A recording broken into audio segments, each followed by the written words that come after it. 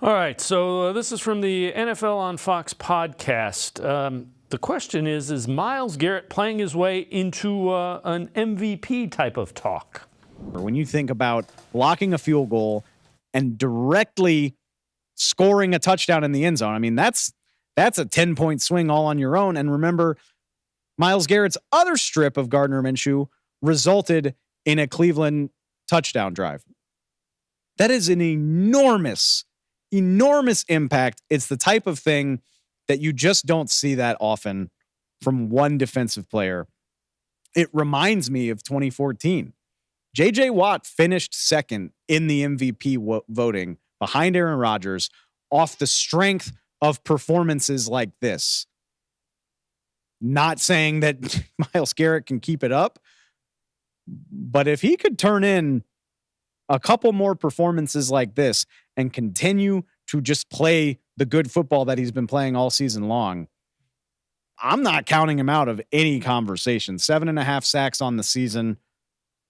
One of the most impressive games I've ever seen from a defender. The other thing, Fred, is the team has to win. In order to be considered in an MVP thing, especially as a defensive player, your defense has to dominate and your team has to win. Yeah, absolutely. And, defensive player of the year would be more in the realm. I don't know about overall, but anything can happen. But it is. I mean, you've been kind of waiting for him to be the game wrecker, and he's a tremendous player.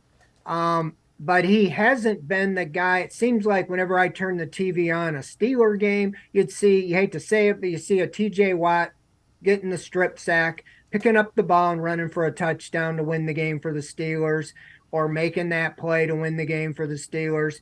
And you hadn't really seen that, other than there was one time when Garrett did that against the Ravens 2 or 3 years ago, where he had the strip sack of Lamar Jackson, I think it was, and they won the game.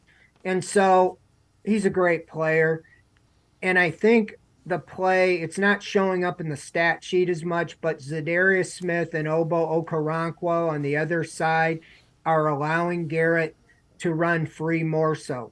The starting right tackle was out for the Colts the other day, and he was replaced by a rookie, and Garrett ate his lunch.